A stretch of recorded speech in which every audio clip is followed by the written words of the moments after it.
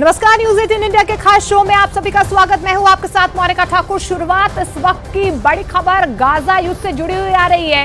Israeli सेना ने डंके की चोट पर कह दिया है कि जैसे ही सीज फायर खत्म होगा, इजरायली सेना गाजा पट्टी और वेस्ट बैंक में प्रचंड हमले और तेज कर देगी।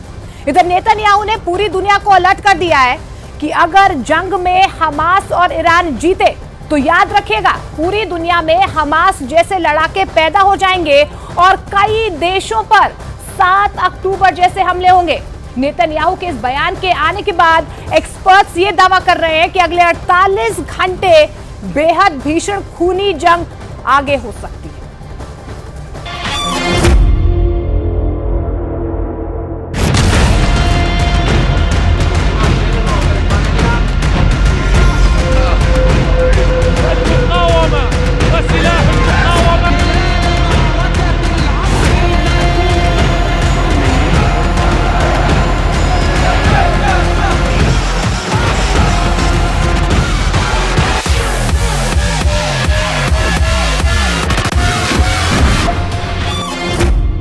इजरायल को मिटा देंगे हमास और ईरान।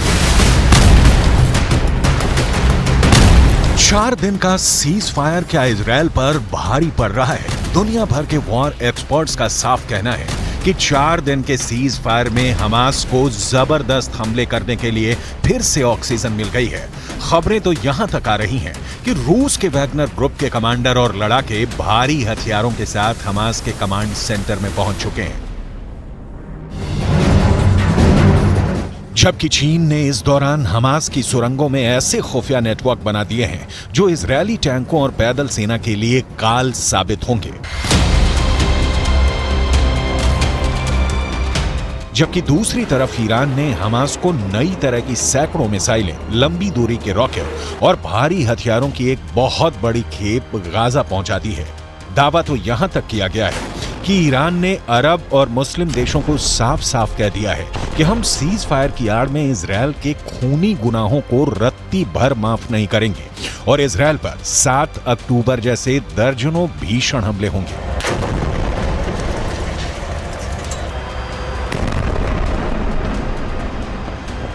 इस वक्त इजरायल के 1.5 लाख सैनिक और 800 टैंक गाजा पट्टी, वेस्ट बैंक में मौजूद हैं। खबरें तो यहां तक आ रही हैं कि इजरायल ने सीज फायर पूरा होने से पहले ही हमास के ऊपर जबरदस्त हमले शुरू कर दिए हैं ताकि हमास 7 अक्टूबर जैसा हमला इजरायल पर ना कर सके। जबकि दूसरी तरफ हमास, हिजबुल्लाह और हूथी मिलकर इजरायल पर हमले कर रहे हैं,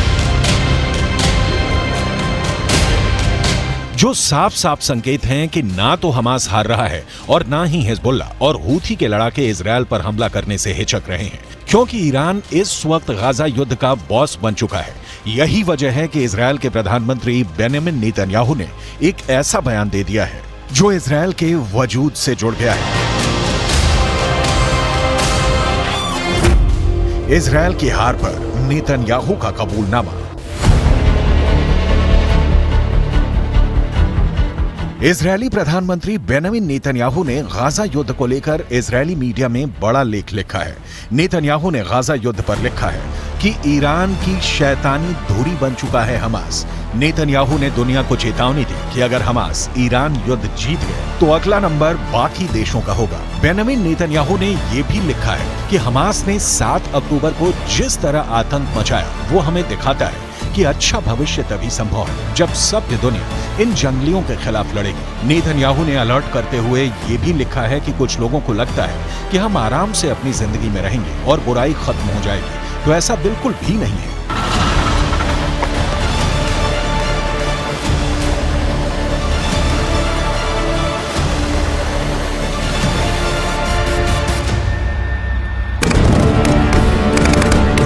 गाजा में अब तक 15,000 के करीब लोग मारे जा चुके हैं। इजरायली सेना और इजरायली सरकार दोनों ही इस वक्त भयंकर प्रेशर में है।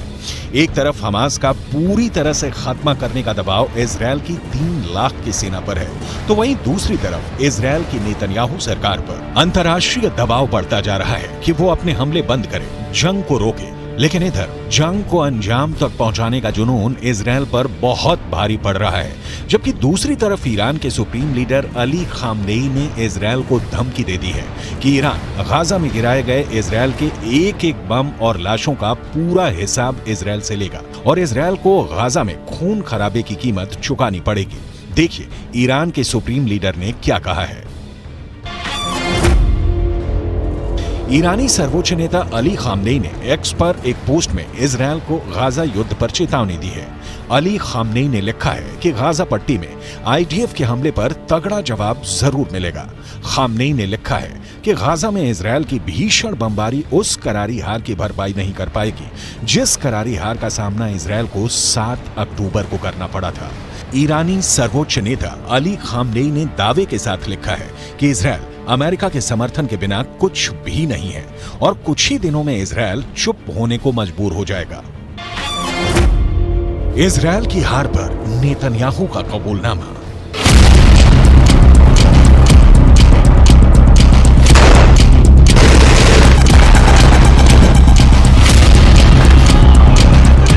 अगर हम आंकड़ों के हिसाब से देखें तो इजरायल ने उत्तरी गाजा से 11 लाख लोगों को जबरन दक्षिणी गाजा की तरफ भागने को मजबूर कर दिया है, जबकि उत्तरी गाजा में मौजूद 35 में से 25 अस्पताल इजरायली हमले में तबाह हो चुके हैं।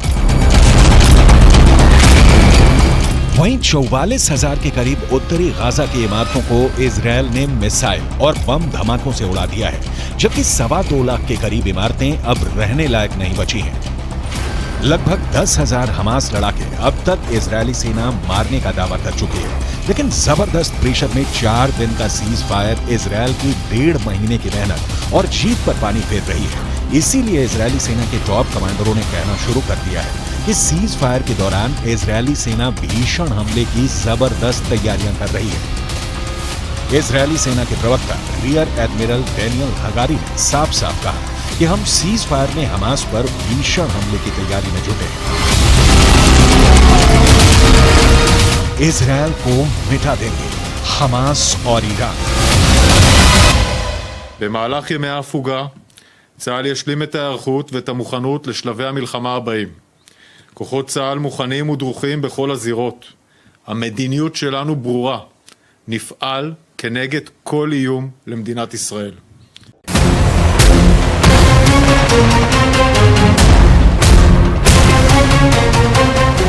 अब सवाल उठता है कि अगर इजरायल सीज फायर के दौरान भी लगातार तेज हमले कर रहा है तो फिर हमास क्या कर रहा है। पश्चिमी मीडिया के दावों के मुताबिक सीज फायर का फायदा हमास के लादेन के नाम से मशहूर याया सिनवार उठाना चाहता है। इजरायल के एक अखबार के दावे के मुताबिक इजरायल के रक्षा विभाग के अधिकारियों को लगता है कि गाजा में हमास का चीफ याया सिनवार दक्षिणी गाजा पट्टी में मानवीय संकट का फायदा उठाने की कोशिश में है। इस रणनीति के तहत खान यूनुस का लादेन कहा जाने वाला याया सिनवार इजरायली रक्षा बलों पर इतना अंतर्राष्ट्रीय दबाव डालना चाहता है कि आगे अपने अभियान को तेज न कर सके। खान यूनुस ही सिनवार का मुख्य कमांड सेंटर है। माना जा रहा है कि दबाव में इजरायली सेना अपेक्षाकृत सीमित ऑपरेशन के लिए तैयार हो सकती है, जिससे हमास को कोई खास नुकसान नहीं होगा। इजरायली अफसरों का मानना है कि सिनवार युद्ध विराम के बाद जमीनी अभियानों को फिर से शुरू करने में देरी कराने की योजना बनाने में जोर शोर से जुटा है। आप कुछ पॉइंट से समझ लीजिए। हमास का लादेन याया सिनवार उत्तरी गाजा के बजाय दक्षिणी गाजा को बचाने पर अब क्यों जोर दे रहा है। सीज फायर की वजह से खान यूनुस या राफा को निशाना बनाने की बजाय इजरायली सेना नुसैरत, अल बुरायज और दीर अल बलाह जैसे इलाकों पर ही सीमित हमले कर पा रही है। इजरायली सेना दक्षिणी गाजा के गैर मानवीय क्षेत्रों में सीमित अभियान चलाने को मजबूर हो रही है। इसका नुकसान आईडीएफ को ये हो रहा है कि हमास इजरायल के भीषण हमलों से बच रहा है और हमास का लादेन याया सिनवार एक बार फिर से दक्षिणी गाजा में हमास की सैन्य ताकत को मजबूत करने में जुटा है।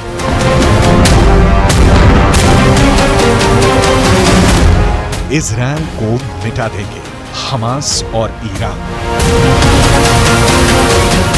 إنهاء الاحتلال وحماية الأقصى وتحرير الأسرى نخوض معركة التصدي لعدوان جيش وقطعان مستوطنين على شعبنا ومدننا.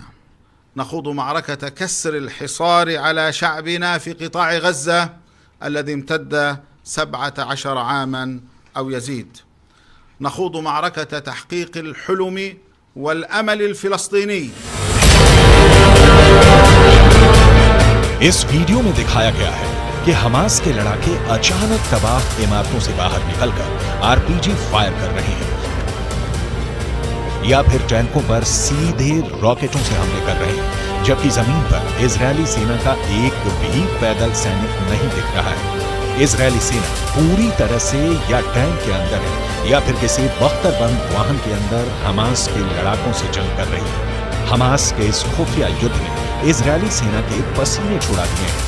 4 दिन के सीज फायर के बाद जब दोबारा से इजरायली सेना गाजा शहर और उत्तरी गाजा के बेहद अंदरूनी हिस्सों पर हमला करेगी, तो उस वक्त हमास और ज्यादा घातक हमले इजरायली सेना पर जरूर करेगा। लेकिन इजरायली सेना ये भी दावा कर रही है कि सीज फायर के बाद हमास का खात्मा पूरी तरह से हो जाएगा। עוקבים אחרי כל מה שצריך לעקוב, אחרי בכירי חמאס בעזה ובכל מקום בעולם. יש למלחמה הזאת מטרות מאוד מאוד ברורות, וצה"ל נערך לשלבים הבאים במלחמה, על מנת לפרק את חמאס, לסדר את הגבולות, שיהיו גבולות בטוחים, להמשיך במאמץ העליון, להשבת חטופים, להגיע להרתעה אזורית.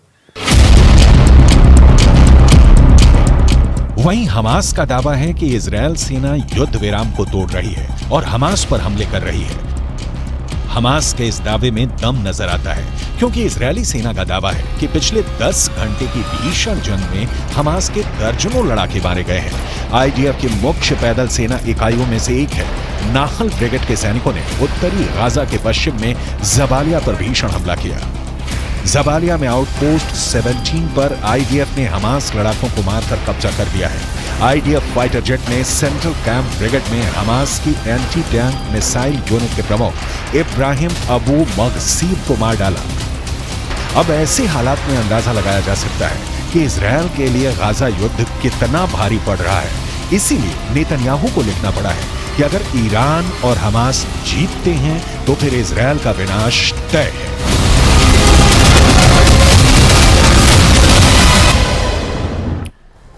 एक तरफ इजरायल गाजा में गुप्त तरीके से हमले कर रहा है, लेकिन दूसरी तरफ इजरायल को हमास और हिजबुल्लाह के अटैक का डर भी सता रहा है।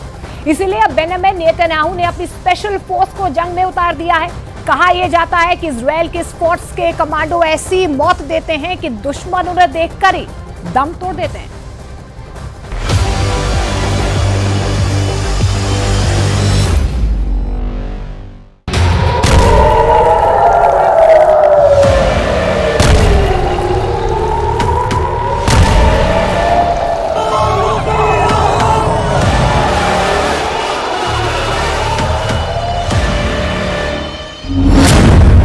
हमास के खिलाफ इजरायल का सबसे भरोसेमंद हथियार मोसाद फेल हो चुका है। इजरायल की सबसे एलीट यूनिट शिन बेत पूरी तरह से नाकाम हो चुकी है। इजरायल की आर्मी अब तक हमास का पूरी तरह से सफाया कर पाने में नाकाम साबित हुई है। दूसरी तरफ हिजबुल्लाह ने इजरायल पर चढ़ाई करने का इरादा पक्का कर लिया है। ऐसे में नेतन्याहू को समझ में नहीं आ रहा है कि वो क्या करें। 7 अक्टूबर को हमास ने इजरायल पर हमला किया था। उसके फौरन बाद ही इजरायल के प्रधानमंत्री ने जंग का ऐलान कर दिया और कसम खाई कि वो अब हमास और उसके हमदर्दों का नामो निशान मिटाकर ही दम लेंगे।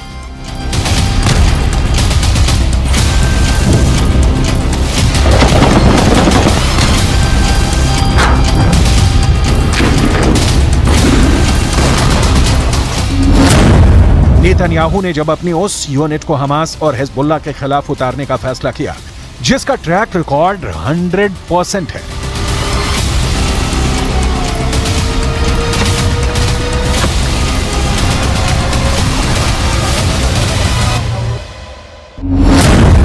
इजरायल ने युद्ध में अपनी यूनिट नंबर 504 को उतार दिया है। यूनिट नंबर 504 यानी वो कमांडो टीम जो एक हमले में 50 दुश्मनों को मारती है और फिर बाकी 500 दुश्मन हमला देखकर दम तोड़ देते हैं। यानी ये दुश्मनों को इतनी दर्दनाक मौत देती है कि 10 गुना दुश्मन देखकर मर जाते हैं।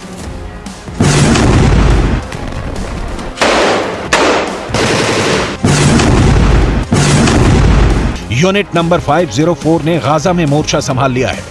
हाईटेक हथियारों से लैस 504 यूनिट के सैनिक चुन चुन कर हमास के लड़ाकों को मार रही है, टैंक से अटैक कर रही है, बिल्डिंग से दुश्मनों पर गोलियां बरसा रही है। हर उस बिल्डिंग में जाकर हमास को ढूंढ ढूंढ कर उनका खात्मा कर रही है। हमास का छुपना मुश्किल सा हो गया है। हमास के सामने मौत है और यूनिट नंबर 504 इसकी पूरी गारंटी के साथ गाजा में उतरी है।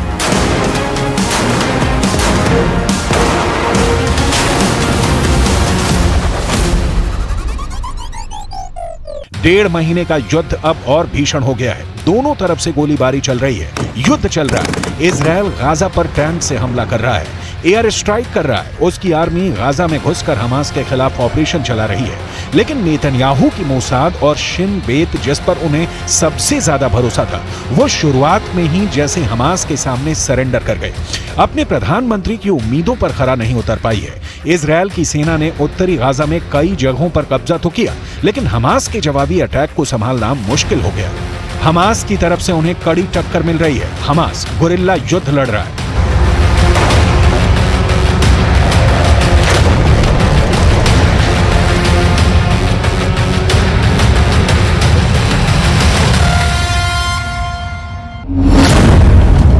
यही वजह है कि गाजा में चल रहे युद्ध में इजरायल के 70 से ज्यादा सैनिक मारे जा चुके हैं। ये इजरायल के उन सैनिकों के अंतिम संस्कार की तस्वीरें हैं जिन्हें युद्ध के दौरान हमास के लड़ाकों ने मार दिया। इसमें 23 साल के सैनिक माज केरेट बत्तिया भी शामिल थे, जिसे हमास के लड़ाकों ने मार दिया। माज केरेट गाजा में अपने साथी सैनिकों के साथ हमास के खिलाफ मोर्चे पर थे। तभी एक ऐसा हमला हुआ कि जान बचाकर भागने की नौबत आ गई, लेकिन कामयाबी नहीं मिली। वो जिस ऑपरेशन का हिस्सा थे उसमें इजरायल के एक लेफ्टिनेंट रैंक के अफसर की भी मौत हुई है। एक तरफ इस ऑपरेशन में इजरायल को सैनिकों की भारी कीमत चुकानी पड़ रही है, दूसरी तरफ उसके हथियार भी हमास और हिजबुल्लाह के निशाने पर हैं। युद्ध के दौरान हमास और हिजबुल्लाह ने चुन चुन कर इजरायल के सबसे बेहतरीन टैंक मरकावा को फोड़ा।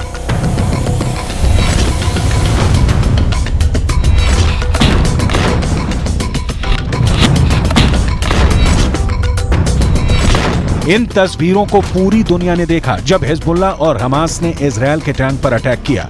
हिजबुल्लाह ने एंटी टैंक मिसाइल से इजरायल के टैंक को निशाना बनाया था, तो हमास ने यासीन रॉकेट इजरायल के टैंक पर दागे। क्या ऐसे ही हमले अब यूनिट नंबर 504 को भी झेलने पड़ेंगे?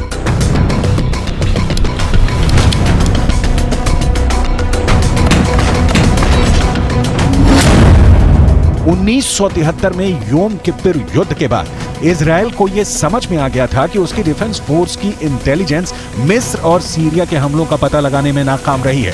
तब सरकार ने मोसाद और शिन बेत को मजबूत करना शुरू किया। इसका मकसद था कि कई एजेंसियां कई तरह की जानकारियां इकट्ठा करेंगी।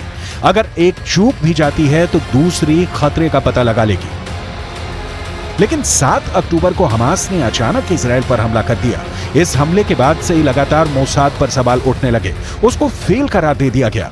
एक समय मोसाद और शिन बेत लेबनान में सक्रिय थी। यूनिट 504 भी एक समय यही थी। बाद में मोसाद का फोकस ईरान और इंटरनेशनल आतंकियों पर हो गया। वहीं शिन बेत को गाजा से जुड़ी जिम्मेदारी मिली। यूनिट 504 ने गाजा के अपने जासूसों को शिन बेत के हवाले कर पूरा फोकस लेबनान पर लगा दिया और अब हमास और इजरायल के युद्ध में 504 यूनिट की एंट्री हो चुकी है। लेकिन इजरायल की यूनिट नंबर 504 को सिर्फ गाजा में हमास की ही नहीं बल्कि लेबनान बॉर्डर की भी जिम्मेदारी मिली हुई है। इजरायल पर गाजा से तो टक्कर मिल ही रही है, लेबनान बॉर्डर भी उसके लिए सिरदर्द बना हुआ है। ऐसे में इजरायल फंस गया है कि वो गाजा संभाले या लेबनान बॉर्डर पर फोकस करे।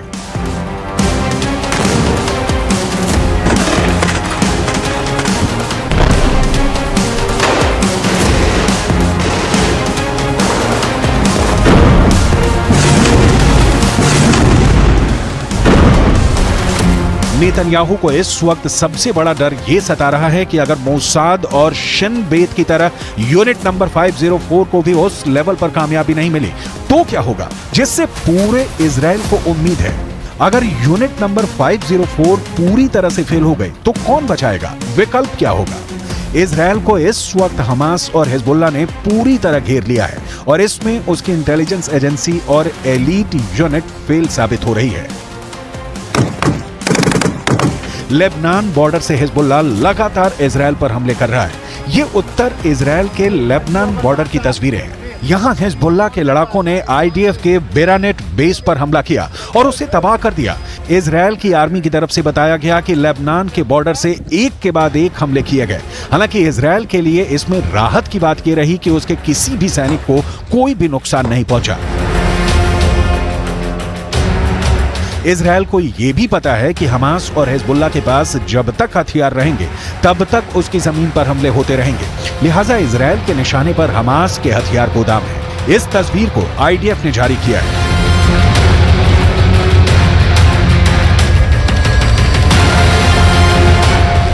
שיטה בקומת המרתף, מצאנו חדר, קירות בלוקים שהפשיט אותנו, פוצצנו את קירות הבלוקים ובאמת גילינו מעבדה לייצור אמל"ח של החמאס ופיר שמוביל את בית התת-קרקעי। नेतन्याहू का दावा है कि हमास मस्जिद और अस्पतालों को ढाल बनाकर इजराइल से लड़ रहा है, जबकि युद्ध का दूसरा सच ये भी है कि इजराइल की बमबारी में करीब 13,000 लोगों की मौत हो चुकी है। इसमें 5,000 से भी ज्यादा बच्चे हैं जिनका हमास से कोई लेना देना नहीं था। अब इजराइल अपनी नई एलीट यूनिट को उतारकर नेतन्याहू का वो चेहरा भी बचाना चाहती है जो हमेशा से इजराइल में एक युद्ध पसंद नेता के तौर पर चमका तो जरूर, लेकिन हमास के एक हमले ने उसे बिगाड़ कर रख दिया है। אנחנו לוחמי גדוד 890 של הצנחנים ביחד עם כוחות הנדסה מיוחדים נמצאים מתחת למסגד בלב העיר עזה. נמצאה פה מעבדה של רקטות מיוחדת של החמאס שמראה איך החמאס משתמש במסגדים לרצח נשים וילדים। एक तरफ हमास है जिसे इजराइल की बर्बादी से कम कुछ भी मंजूर नहीं, दूसरी तरफ इजराइल है जो गाजा को बर्बाद करके ही दम लेना चाहता है। इजराइल ने गाजा पर इतने बम बरसाए हैं कि आधा गाजा पूरी तरह से बर्बाद हो चुका है। लोगों के पास रहने के लिए आशियाने नहीं हैं, उन्हें राहत कैंप में शरण लेनी पड़ रही है जहां आम फिलिस्तीनियों की जिंदगी दुश्वार हो गई है। ऊपर से गाजा में हुई बारिश ने टेंट में रह रहे लोगों की परेशानी और बढ़ा दी है। أطفال هاي الطفلة هذه الطفلة البريئة ايش ذنبها؟ نعيش في المعاناة اللي احنا فيها، مية بتنزل علينا ما في أكل। ये दक्षिणी गाजा में खान यूनिस के नसीर अस्पताल के पास की तस्वीर है जहां तेज हवाओं और बारिश के बाद लोगों ने अस्पताल में शरण ली हुई है। लेकिन जिस तरह इजराइल के निशाने पर गाजा के अस्पताल हैं, इन्हें हर वक्त मौत का डर सताता रहता है। कब कौन सा बम गिरेगा और कई जिंदगी खत्म हो जाएंगी। इस वक्त करीब 1,60,000 लोग दक्षिणी गाजा में टेंट में रहने के लिए मजबूर हैं। युद्ध अभी और लंबा चलेगा। ये इजराइल को मिल रही हमास की टक्कर से साबित हो गया है।